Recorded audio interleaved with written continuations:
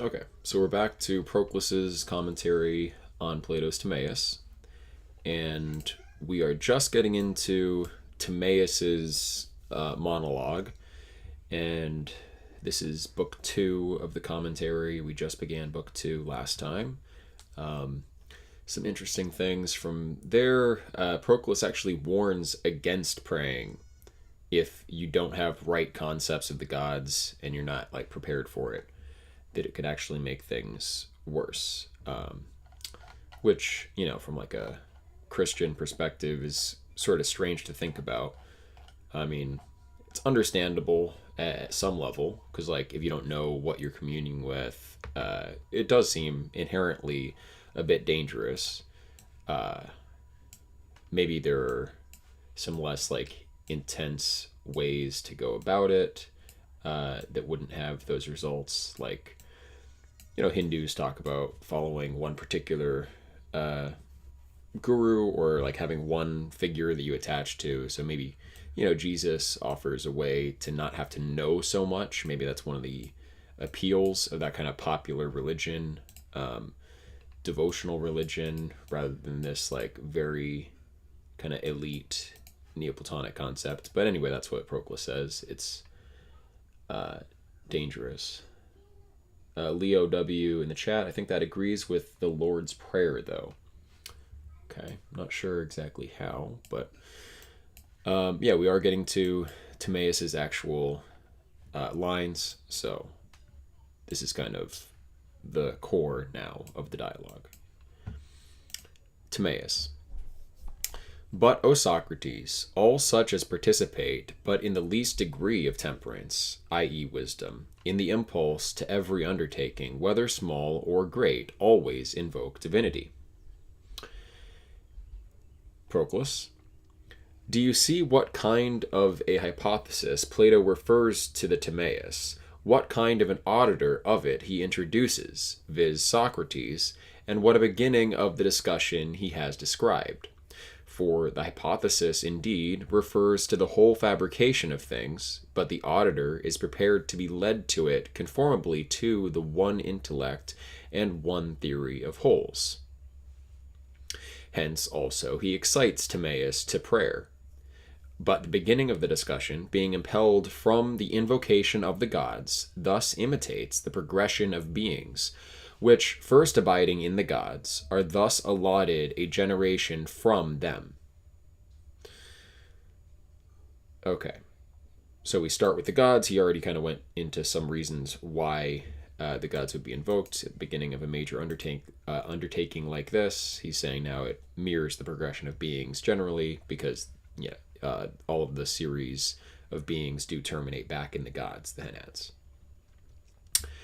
Since, however, it is said that, quote, all who in the least degree participate of temperance always invoke divinity in the impulse to every undertaking, whether it be small or great, let us see from what kind of conception they make this invocation of the gods in everything in which they engage. For it is not probable that those who are temperate will not make real being the scope to which they tend. And those who establish a pure intellect as the leader of their theory, who deposit the beautiful and the good in the prerogatives of the soul, and not in human affairs, nor in external fortunes, and who perceive the power and providence extending through all beings, and harmonizing all things to the universe, so that both the whole and the parts may subsist most beautifully, and that nothing may be destitute of the providence which proceeds from deity to all things, these will genuinely apprehend the science concerning the gods. Okay. Those who are truly wise, so just commenting on this line, those who have true temperance and wisdom always invoke divinity. And so he's just going into some characteristics that we have to meet that kind of qualification, and therefore, like, so that we're qualified to even invoke divinity. Okay, so we establish a pure intellect as the leader of their theory. Put beauty and goodness in the prerogatives of the soul, not in human affairs. as in it's to be found, I guess, within the soul itself. Plotinus says to seek the beautiful in the soul somewhere or other, nor in external fortunes, sure. And then who perceive the power of providence extending through all beings, harmonizing the universe so that the whole and the part may subsist most beautifully. So recognizing, intellectually apprehending that universal harmony and providence is another thing, which if you're going to pray to the gods, invoke the gods, of course you would have to recognize their effects in the world. Okay. So those people will genuinely apprehend the science concerning the gods. But again, perceiving this to be the case, they will very properly, in each action and according to each energy, call on divinity as the coadjutor of their impulse.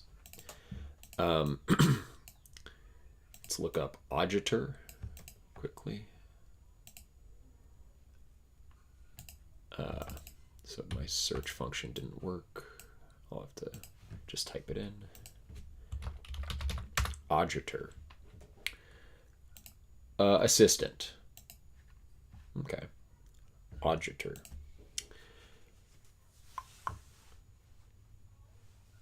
Lost my place. Okay. Right. Call on divinity as the coadjutor of their impulse, introducing their productions to the universe in conjunction with wholes, and establishing themselves in the goodness of the gods. For things which appear to be small enjoy the providence of the gods, and are great so far as they are suspended from them, just again as things which are great in their own nature, when they separate themselves from divinity, are seen to be perfectly small and of no worth. Okay, so unceasing prayer is kind of justified because nothing is small truly or unimportant, in that all things stem from the gods, insofar as they're connected to the gods, they are of value, so even little things.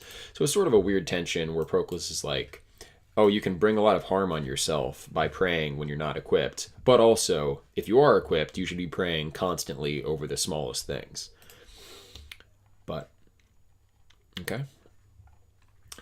These things, therefore, temperance imparts to souls, not being a certain human habit, nor approaching to what is called continence, but a divinely inspired energy of the soul, converting herself and to divinity, perceiving the causes of all things in the gods, and from thence surveying both other things and such as proceed into a visible subsistence, through which, as auxiliaries, we also may be able to recur to the gods by means of the gifts which they insert in us.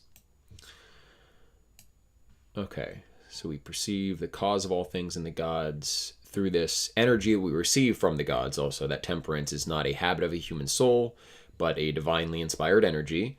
And here I think we're dealing with something beyond just the one of the four cardinal virtues with temperance. This seems to indicate something closer to what was described in Hermias's commentary on the Phaedrus as that mystic energizing. He catalogs like different sorts of inspired states, and this would be an energy of the one of the soul. So like the henad of the individual would be energizing with one of the separate divine henads. And okay, in any case, receive that kind of temperance. Again, not strictly speaking temperance like we're used to considering it, I think. But we receive that, and then that converts our soul to itself and to the gods. And then we perceive the causes of all things in the gods. From thence surveying both other things and such as proceed into a visible subsistence. Okay, so we trace the cause of all things up to the gods, and then from there, contemplating the gods, we survey other things that are intelligible, I suppose, and such as proceed into a visible subsistence, through which being the visible effects of the gods, through which as auxiliaries we also may be able to recur to the gods by means of the gifts which they insert in us. So their effects. This is pretty similar to the description of the dialectical method in Plotinus, and even in the Phaedrus as well, that latter first kind of ascending, looking at the causes of things, going to the universal genre, and then back down from there, understanding their connection, but also understanding our connection with the gods in that. So, all right. The soul also, when thus converted to herself, finds symbols of the gods in each, even of the smallest things, and through these renders everything familiar and allied to the gods. I guess contrast this to like Plutarch from the Moralia on superstition. So in Platonism, by this period, post Iamblichus, I guess Plutarch's concern or warning against excessive superstition and attention to every little sign has been kind of dismissed, and we're going ahead with that. So interesting. All right. Since, however, the gods produced the whole of our essence and gave us a self-motive nature in order to the choice of good, their producing power is particularly manifested in our external energies. Okay, so since they produced us and gave us our self-moving nature, their producing power is especially visible in our activity, more than, like, he kind of indicated we should see symbols of divine action in absolutely everything. I mean, yeah, theoretically, like finding symbols in coincidences, synchronicities, the shapes of clouds. I mean, really, there's no end to those sorts of analogical connections you can draw, but most visibly we see symbols or signs of the god's activity in our own action. Interesting. Though when we consult, we require their providential attention, which the Athenians manifest by honoring Zeus, the counselor. And when we choose, we are in want of their assistance, in order that by consulting we may discover what is advantageous, and that in choosing we may not through passion verge to that which is worse, but rather that both when acting and when impelled we may perceive that the self-motive nature possesses the smallest power, and that the whole of it is suspended from the providence of the gods. Okay, so in like, when we choose, we are in want of their assistance. I guess the meaning seems to be like when we depend on our own decision, we're going wrong. We have to recognize our self-motive nature is very weak. So by looking for all these connections in everyday life and in other people's actions, and presumably astrological information, and aligning the total harmony and trying to kind of decide with the consultation of the gods, we are connected to them more, we'll go wrong less. But yeah, that's when we choose, we are in want of their assistance. Hence Timaeus also says that those who are temperate always invoke the gods in the impulse to every undertaking. For in our elections, indeed, we are more able to separate providence from that which is in our power. But we are incapable of doing this in our impulses, because in these we have less of the self-motive energy. Okay, so we, in our impulses, should consult the gods all the time. In our elections, we can like discern our self-motive, elective power. In like free will choices. Okay, so there's a slight distinction where what does he mean by impulses exactly? It's not totally clear, but Okay. Let's keep moving.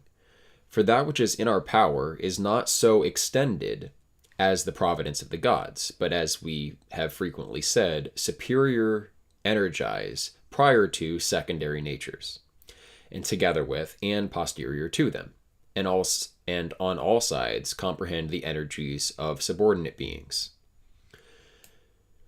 Okay, so we can discern the difference between our power and fate. Roughly, fate is always going to act under the guidance of providence, which comes from the gods. So our action, our power is lesser than theirs, so it kind of encompasses and surrounds that narrow scope of that which is truly within our power. So just one thing first, he says, like, when we choose, we are in want of their assistance, but then also on fate, providence, and that which is within our power, Proclus basically ends up saying that those who elevate themselves intellectually and, get closer to the gods, they have more freedom. But he probably also says that freedom consists is in acting in alignment with the true intellectual forms and the gods. So actually there is no contradiction there. Our true freedom is enhanced by aligning with that total whole, and our power to choose, in a sense, grows greater, but to choose irrespective of that guidance and irrespective of harmonization with the whole, that's the mistake. And that will actually shrink that domain of that which is within our power. Okay, but says the Epicurean Eurymachus, how can we avoid proceeding to infinity if in the impulse to every small thing we require prayer? For though we should pray, we shall be in want of another prayer, and we shall nowhere stop. And Porphyry dissolves the doubt as follows: that it is not said it is necessary to pray on account of everything, but in the impulse to everything. We are impelled, therefore, to things, but we are not impelled to impulses, so that there is not a progression to infinity. Okay, and that's a interesting distinction. We should pray in the impulse to everything, right at the beginning of everything, and that's also analogous to the ontological rank of the gods at the beginning of everything. So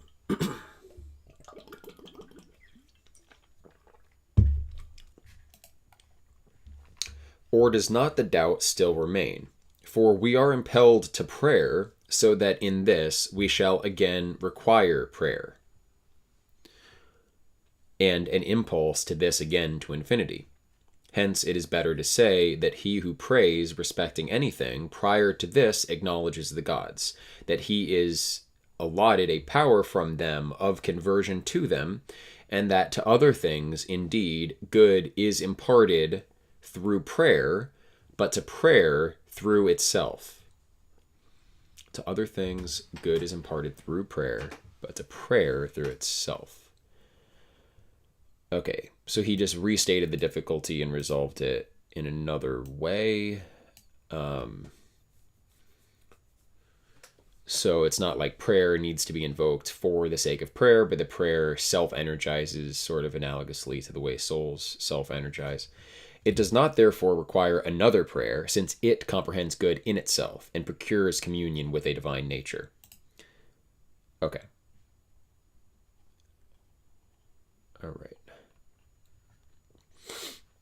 Yeah, and there's a lot of stuff that I want to examine more closely, like what comes from which tradition, Christian and Neoplatonist ideas, because the idea that the gods give us the energy with which we convert to them, that's also there in Christian thought, but I don't know exactly when that idea first emerges. Well, I guess presumably like the Holy Spirit is there in the New Testament itself, filling that role. But yeah, just something to be on the lookout for. Timaeus again, it is necessary, therefore, that we should do this, who are about to speak in a certain respect concerning the universe, whether it was generated or is without generation, unless we are perfectly unwise. So even the smallest things require consulting the gods, so all the more when we're talking about the greatest of things. And then James in the YouTube chat, impulsive thoughts, urges versus decisions, elections. Yeah, I was thinking the language implied something like that, but then reading further, it seemed that these impulses were more just the initiating agential act of an undertaking, like the decision to do something in the first place, perhaps, or like the impulse to do something before you've deliberated and thought it through. Like that's where you consult the gods. So before you begin deliberating, that impulse, that initial act is where the divine assistance should be sought. Okay. Unless we are perfectly unwise. Proclus. Timaeus evinces how very admirable the hypothesis is, but elegantly preserves himself in the order of a prudent man, pursuing the medium between irony and arrogance. For having before said that those who in the smallest degree participate of temperance invoke divinity in the impulse to every great or small undertaking, he very much exalts his proposed subject of discussion by opposing a discourse about the universe to a small thing. But he cautiously says, not that he has himself arrived at the summit of temperance, i.e. of wisdom, for this is the contrary, to the participation of temperance in the smallest degree, but that he is not perfectly unwise. Okay. And this he says from the hypothesis, in order that he may have to show that the power and science which he possesses are from the work itself, but not from his own discussions.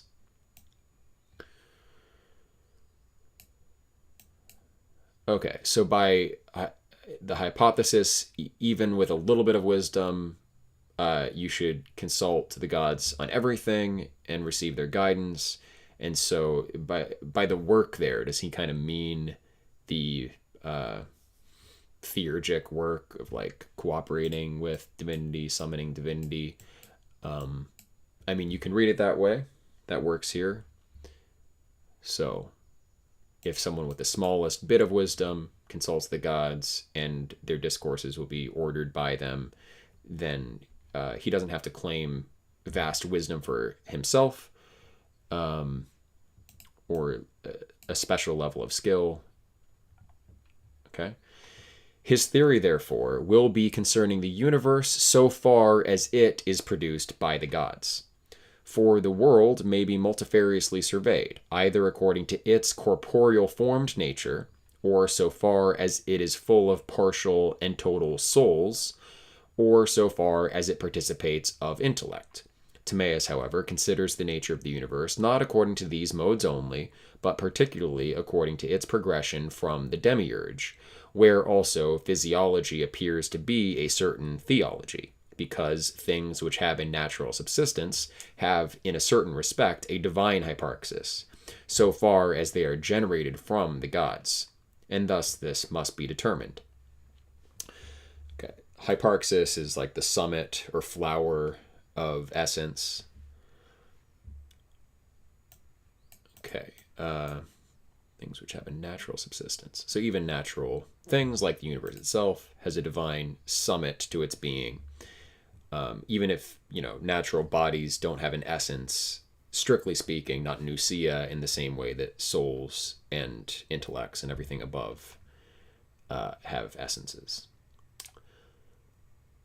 This is usual, however, to doubt, why Plato here adds, in a certain respect. For he says, quote, those who are about to speak in a certain respect concerning the universe.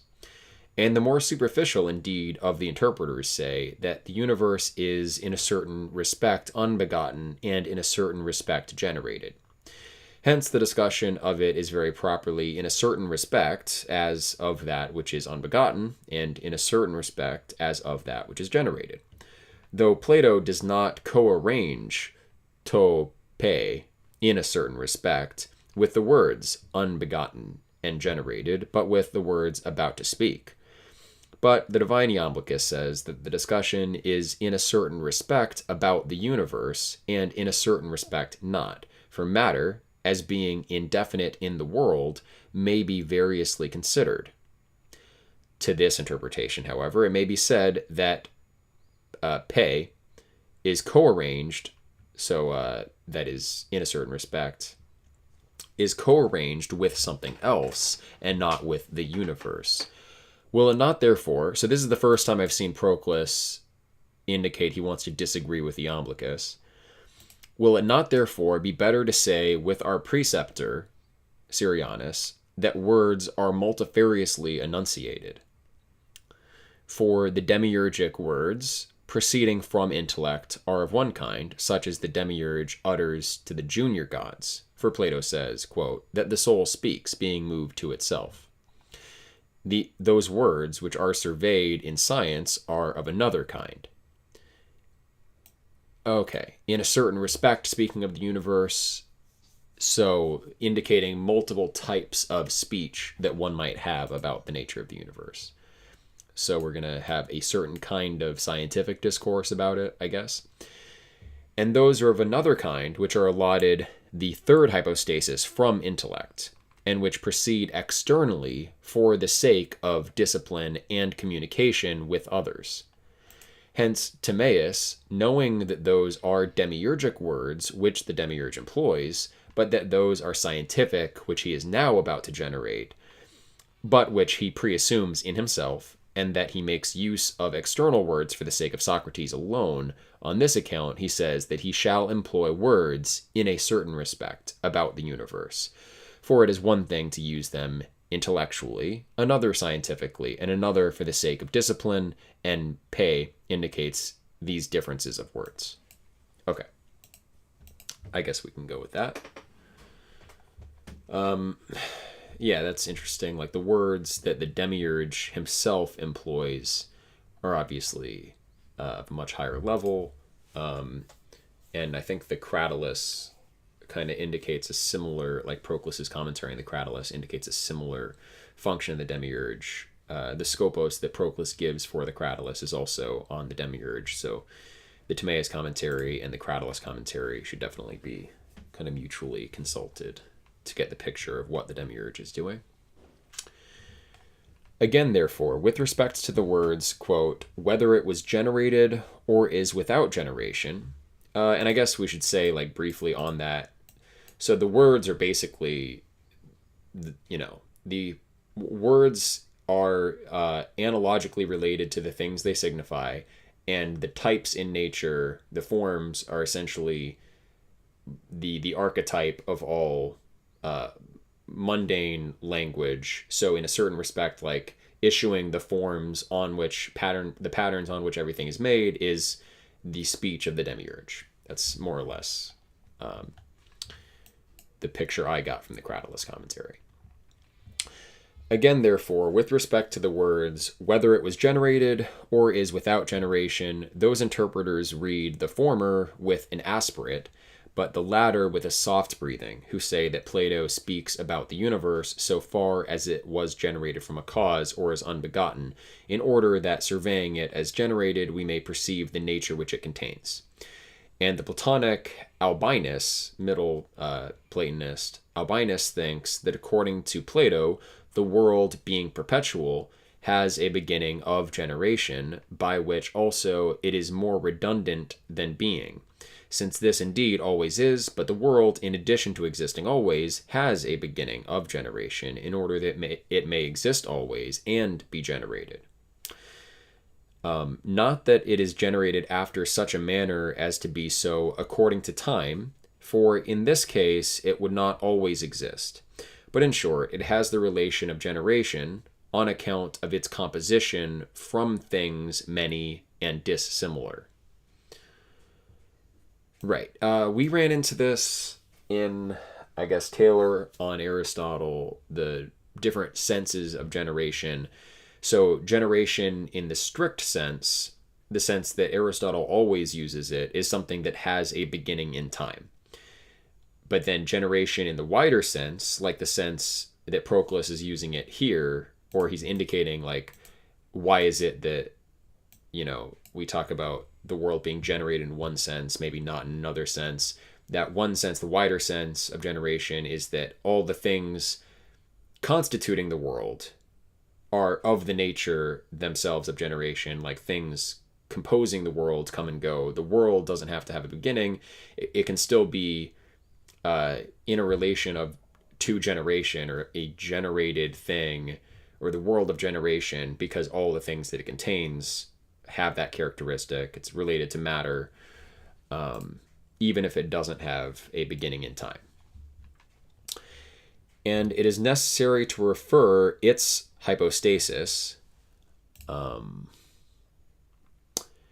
hypostasis of the world. Oh yeah, so the other sense in which it can be said to be generated is that as a physical nature, the world is suspended from a prior hypostasis.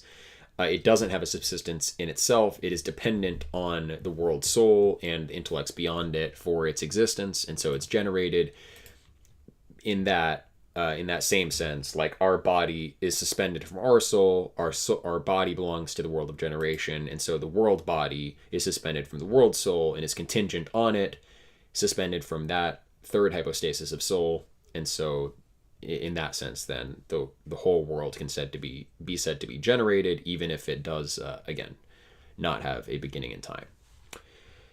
And it is necessary to refer its hypostasis to another cause more ancient than itself, through which, always existing primarily, the world is in a certain respect, and always is, and is not only generated, but is also unbegotten.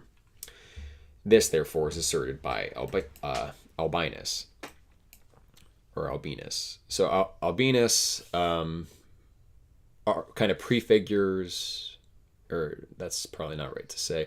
Simplicius was the one, I think, elaborating on the different senses of generation. So what we read in Taylor's dissertation on Aristotle from Simplicius's comments, those seem to have perhaps their origin in the Middle Platonist Albinus, two senses of generation. This, therefore, is asserted by Albinus. Though Plato, nowhere in what follows, says that the universe is in a certain respect generated and in a certain respect unbegotten. Others, again, read both the parts with an aspirate in order that Timaeus may say, he is about to speak concerning the universe so far as it is generated, and so far as it is unbegotten, erring in the same way as those prior to them, unless indeed they assert that the universe was generated according to form, but unbegotten according to its nurse, matter. For thus also Timaeus says that its nurse is unbegotten, so that kind of eternally existing primordial chaos state of matter, that matter was never created, but that the world was generated as receiving form from divinity. But in the text, it is qualified that this can't be interpreted in an ordinary chronological account. It's not that first there was matter for an infinite period of time and then form entered the world. It's pretty clear. And, Platonists disagree about this. Like, Plutarch seems to read him literally thinking that the world does have a beginning in time. But I think the text of Timaeus is pretty clear. He makes a qualified statement at one point, just indicating, like, whenever we're talking about time, we can't, like, take our accounts at face value. And, yeah. But Porphyry and Iamblichus read both the parts with a soft breathing, in order that what is said may be whether the universe was generated or is unbegotten. For this is to be considered prior to all other things, since it contributes in the highest degree to the consummation of the whole of physiology, rightly to admit that the world was generated or is unbegotten. For from this hypothesis, we shall be able to see what the nature is of its essence and powers, as will be manifest to us shortly after. So he's siding with Porphyry and Iamblichus. The discussion, therefore, concerning the universe will be for the sake of discipline. In the YouTube chat, why is matter referred to as its nurse? that's one of the names given to matter in Pythagorean tradition. So it's also space or mother. And actually, I think nurse, the term nurse, is used of matter in Plato himself somewhere. But simply because that is like the substrate that hosts the form. Matter is substrate to form, and so is sort of like the, divine matrix, or context in which, environment in which form subsists. So that's sort of the idea. The discussion, therefore, concerning the universe will be for the sake of discipline, and will proceed from this principle, whether the world was generated or is without generation. And from this, other things must be woven together in a consequent order. Timaeus again. It is necessary, therefore, that invoking all the gods and goddesses, we should pray that what we assert may especially be agreeable to their divinities, and that in the ensuing discourse we may be consistent with ourselves. Proclus. The division of male and female comprehends in itself all the plenitudes of the divine orders. For the cause of stable power and sameness, the supplier of being, and that which is the first principle of conversion to all things, are comprehended in the male. But that which emits from itself all various progressions. Oh yeah, that's also probably why matter being in the column of the female generally is going to be related to that kind of progressing, effluent, creative aspect in the world of generation. Again, we can call things generated insofar as they have a material aspect, even if they're perpetual beings. So part of matter's role is that effluence. But we see that more generally with the feminine here. But that which emits, and I guess we should say that like the indefinite dyad is the arche of all of the female series, the monad of the entire male series. And at the same time, the indefinite dyad can be called sort of the archetype of matter, just like the monad can be called the archetype of form. Matter. But that gets confusing because like matter in some sense has an archetype, intelligible matter has an archetype, but mundane matter is treated by Plotinus and Proclus as well, and I think pretty much all the Neoplatonists as well. Arguably Plotinus treats it as the most independent, but most of them say matter does not have an arche, strictly speaking, just like evil doesn't have an arche. But the intelligible matter does have an arche, and that is the indefinite dyad. So it's kind of, in a qualified sense, the indefinite dyad is the archetype of matter. In another sense, not quite, because mundane matter is privatory, and it doesn't have an archetype that gives rise to it per se. But again, on the other hand, the intelligible matter, the kind of substrate of the forms existing in the second hypostasis, that I think it's fair to say does have its archetype in the indefinite dyad. But that which emits from itself all various progressions and separations, measures of life, and prolific powers is contained in the female. Hence Timaeus, elevating himself to all the gods, very properly comprehends the whole orders of them in a division into these genera. Such a division, likewise, is most adapted to the proposed theory, for this universe is full of these twofold divine genera. For heaven has to earth, that we may assume the extremes, the order of the male to the female, because the motion of the heaven imparts productive principles and powers to everything sublunary. And earth, so the heavens being more independent and causal, the earth being more dependent and the patient of action, and earth receiving the effluxions thence proceeding, is parturient with and generates all various animals and plants. Parturient there, I think, is pregnant with, and generates all various animals and plants. Of the god, and of course, it was thought that like the child is really essentially of the father. The mother facilitates in the birth of the child, but it's like the seed is the seed of the individual. There wasn't really a concept that there's a blending of essences in some sense. All right. Of the gods also in the heavens, some are distinguished according to the male, but others according to the female. And of those powers that govern generation in an unbegotten manner, some are of the former, but others of the latter coordination. In short, the demiurgic choir is abundant in the universe, and there are many rivers of life, some of which exhibit the form of the male, but others of the female characteristic. And what occasion is there to say much on this subject? For from the liberated unities, the liberated, that's one of these orders, liberated gods, both masculine and feminine, various orders proceed into the universe. I think the liberated gods are like helpers of the demiurge beneath the level of the demiurge. I think they're still intellectual and not celestial divinities. We definitely need a chart to keep track of these different orders. So you have the demiurge, and then you have, I think, liberated, and I can't remember the other orders of gods that help out, but I definitely remember that is subordinate to the demiurge. Hence, he who is entering on the discussion of the universe very properly invokes the gods and goddesses, from both which the universe receives its completion, and beseeches them that what he asserts may be consistent, and particularly that it may be agreeable to their divinities.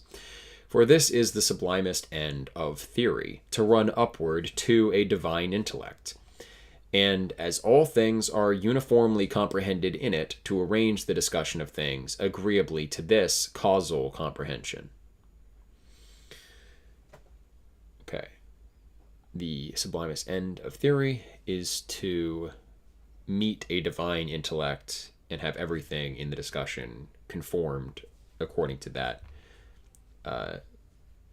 unific and causal intellect. But that which is the second end, and is consequent to this, is for the whole theory to receive its completion conformably to human intellect and the light of science. For the whole, the perfect, and the uniform pre-exist in a divine intellect, but that which is partial and falls short of divine simplicity subsists about a mortal intellect. Why, however, does Timaeus say that it is necessary to pray and magnificently proclaim that the gods and goddesses should be invoked, yet does not pray, though an opportunity for so doing presents itself, but immediately converts himself to the proposed discussion? We reply, it is because some things have their end comprehended in the very will itself, but others distribute another energy after the will, and through action accomplish that which was the object of the will. Okay.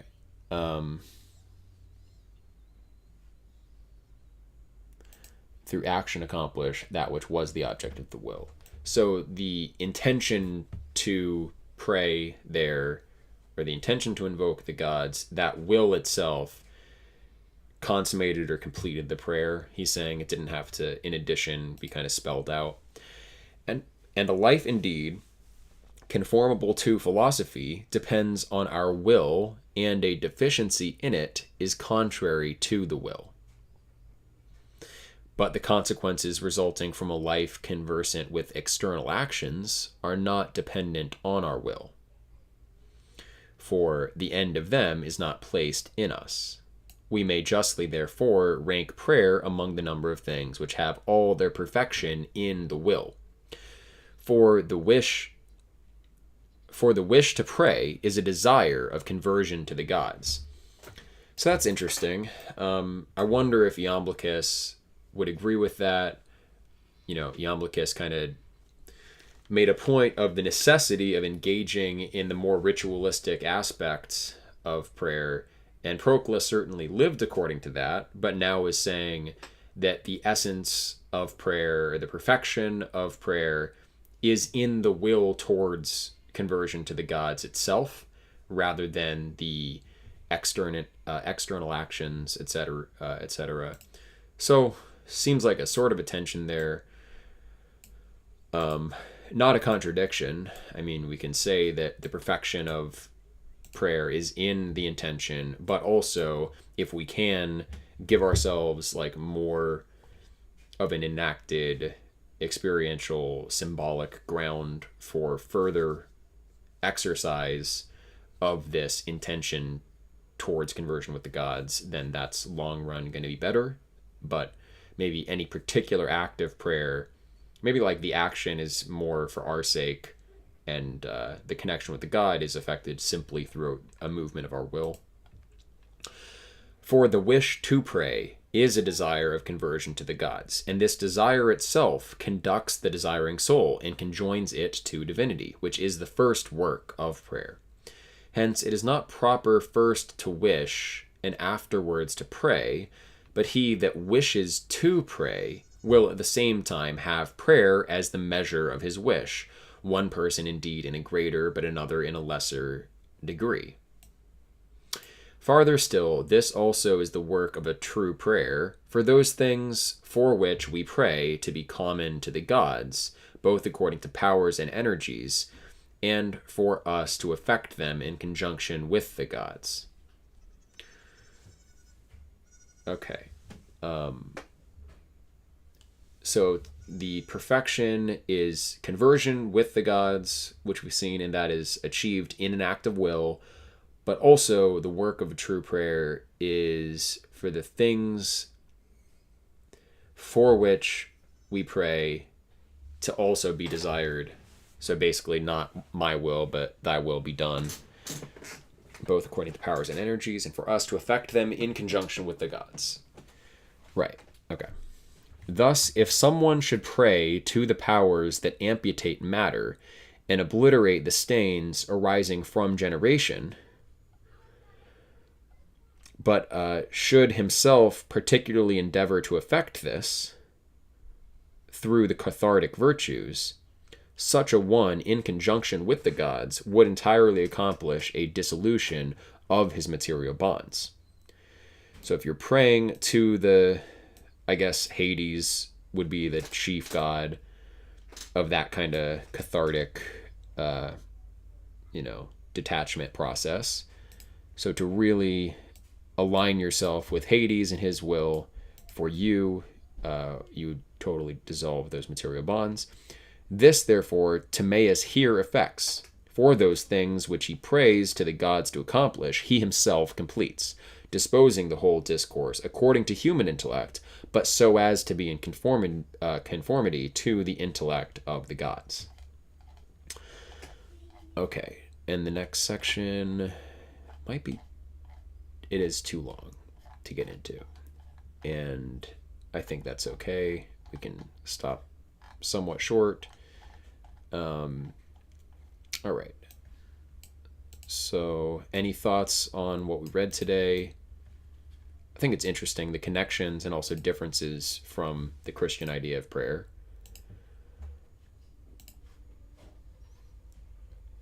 But,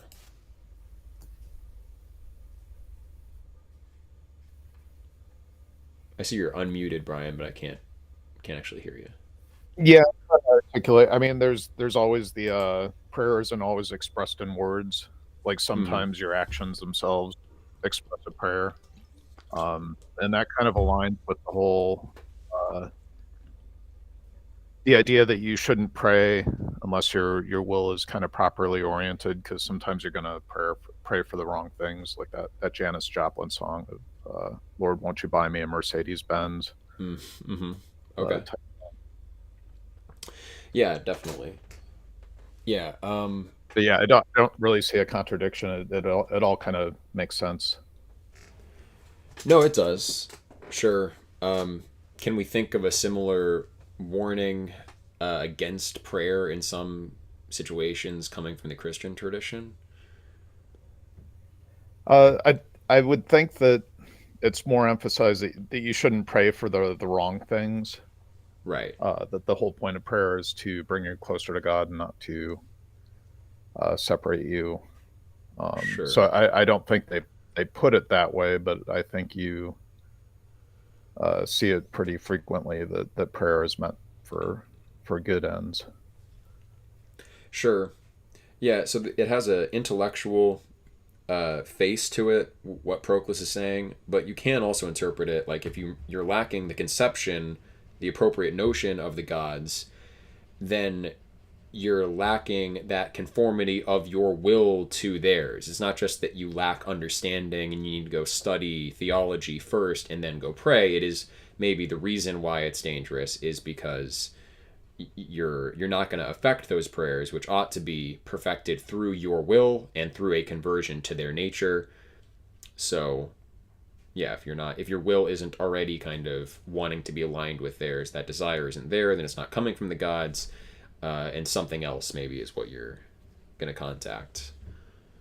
So, all right, yeah, good It might be stuff. something that you wouldn't see in Christianity just because of the evangelical nature of it, where you want everybody to kind of be Christian and you want everybody to pray. Right, So I don't know where you would find that sort of idea that because that kind of would be saying, oh, not everybody is ready for Christianity, not everybody right. is uh, is capable of it. It does seem like So I it's think that discussed that's differently. probably Yeah, it seems like Christianity right. being less elitist wants to invite everyone to pray, but as I said, kind of up front, um, like this, I guess this movement sort of starts in India around 400 BC with devotional literature and more like because the way of contacting the god or Brahman uniting with Godhead in the Upanishads is much more like strenuous and more of an elitist kind of thing, like in the Neoplatonists. But then later on, there is more like through your relationship to the avatar, he can do all the work. And so you don't have to like know as much or even be that great of an ascetic. He'll just guide you. So I see it kind of a similar development as what happened in India in that direction. So, and maybe that's a legit tactic, metaphysically, theologically speaking, if you pray to the right God who like is especially the God of like helping feeble human natures to ascend, then maybe he has a lower threshold. It's easier to hit that target than to make contact specifically with like the demiurge and summon a discourse concordant with the demiurgic word. So, okay, yeah, that's good stuff. We'll pick this Yeah. up probably next week or maybe during the week if we have time. But I'm sorry, were you gonna say one more thing or? No, no, I was just saying it's all really interesting. The differences between the two and the similarities Yeah, and it's funny how between the striking two it types is. of tradition. It's funny how striking the similarities can be, despite like on the surface appearing very different. Like the underlying logic tends to be the same, but then the upfront ethical consequence seems to be different. Maybe not a big contradiction, but all right, we'll leave it there. Thanks everyone for joining.